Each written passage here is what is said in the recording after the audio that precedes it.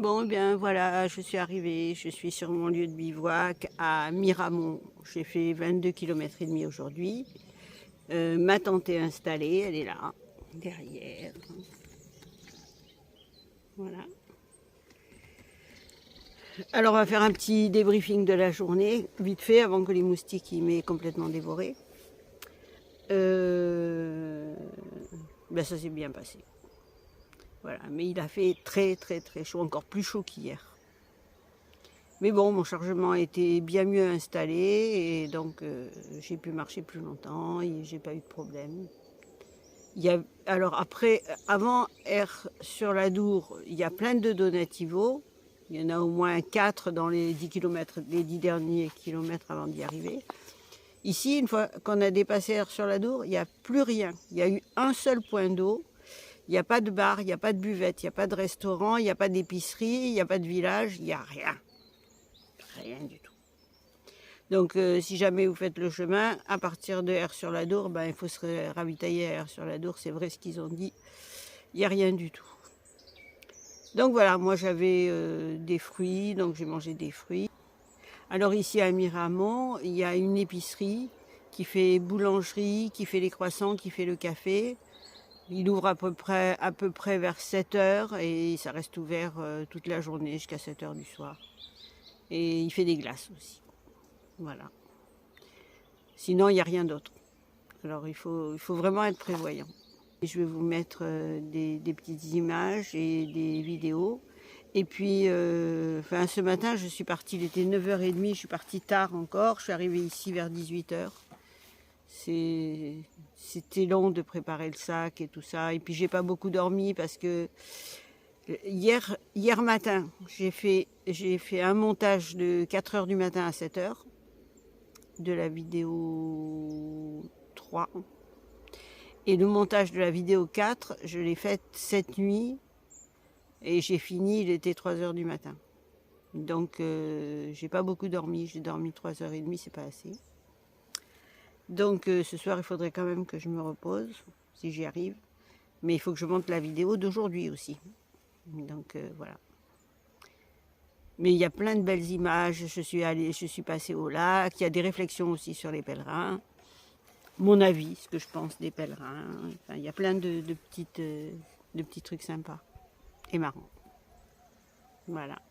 Bon ben je vous laisse regarder. Et j'ai trouvé un lieu de bivouac magnifique. Alors, je vais vous montrer. J'ai un robinet d'eau potable que pour moi, une table de pique-nique, dans un petit coin tranquille. Et là, je peux installer ma tente. Et c'est un endroit ravissant, c'est fait pour les pèlerins. Voilà, je vais mettre ma tente ici. Et j'ai là pour manger. En face de l'église qui est là. Et il y a une vue splendide sur tout le tour là. On est en hauteur.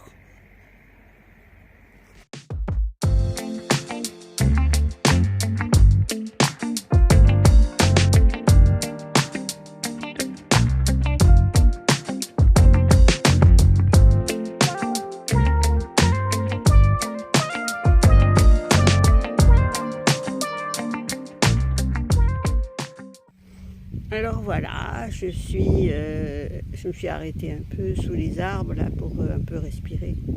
Parce qu'il fait vraiment très chaud. J'ai mouillé ma casquette, mais elle est déjà sèche. Alors je voulais vous parler des pèlerins. Depuis 5 jours, là c'est le 5e jour aujourd'hui, je vois plein de monde, enfin des gens qui s'arrêtent, des gens qui continuent, des gens avec qui je discute. Et donc, tous ces pèlerins, j'ai calculé, en fait, on peut les classer en 3 groupes.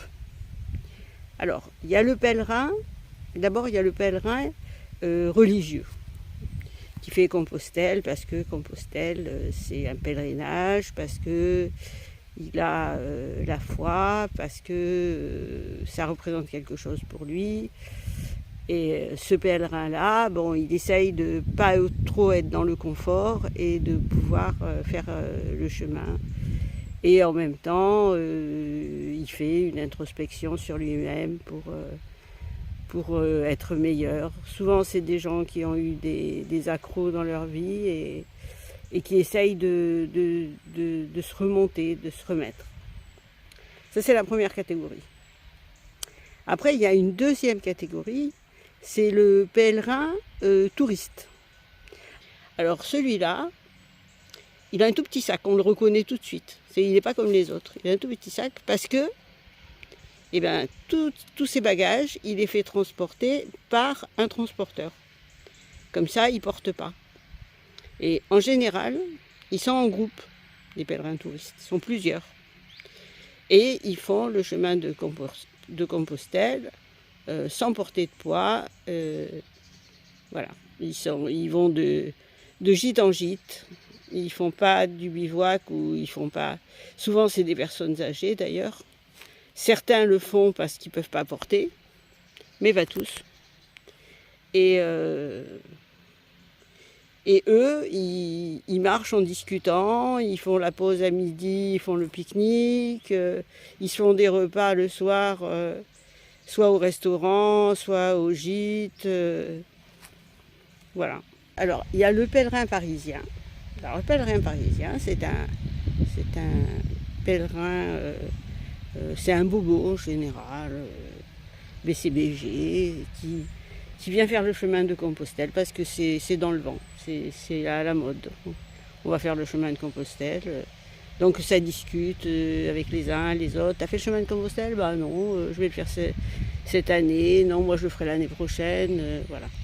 Alors la différence, c'est que pour eux, ils font le chemin de Compostelle, ça leur fait des choses qui sont différentes. Par exemple, pour manger, ben, ils mangeront pas tous les jours ce qu'ils décident de manger. Ils choisissent pas. On leur donne un repas. Déjà, pour eux, c'est une contrainte. Après, ils dorment dans des dortoirs. Ils n'ont pas l'habitude de tout ça. Pour eux, ça leur fait beaucoup de changements. Donc, il y a ce pèlerin-là aussi, ce qui fait partie. C'est un sous-pèlerin du pèlerin touriste. Alors après, il y a une troisième sorte de pèlerin, c'est le pèlerin SDF. Celui-là, c'est encore une autre sorte de pèlerin. C'est un pèlerin qui n'a pas de but. Plutôt que de rester dans sa tente sous un pont, bah, il se dit, voilà, bah, je vais faire Compostelle. Ça lui donne une raison de vivre. Ils vont tous par là-bas, bah, j'y vais aussi. Mais il ne sait pas pourquoi il y va. Il y va parce que les autres, ils y vont. Voilà. On fait Compostelle, ça lui donne une raison de vivre, une raison d'avoir quelque chose à faire. Voilà. Alors voilà, les trois sortes de pèlerins. Mais tous ces pèlerins, on ne peut rien leur reprocher, ils sont tous gentils et bienveillants, ils m'ont tous aidé, que ce soit les uns, les autres. J'ai discuté avec tout le monde, sinon j'aurais pas pu faire cette analyse. Voilà, donc je continue mon chemin sur le chemin. Alors, il y a beaucoup de pèlerins qui se sont arrêtés à Aire-sur-la-Dour. Ce qui fait que là, ce matin, j'en ai croisé qu'un seul.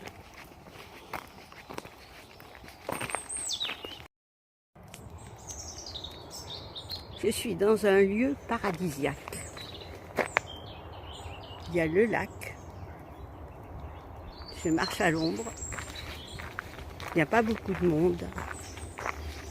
C'est trop beau. Le chemin. Et il faut traverser la rivière. Mais non, il y a un pont. Bon, les dénivelés, avant, je ne savais pas trop ce que ça voulait dire, hein, mais maintenant, j'ai compris. Ça monte, ça descend, ça monte, ça descend, ça n'arrête pas. C'est ça, les beaucoup de dénivelés. Bon, bah, faut y aller.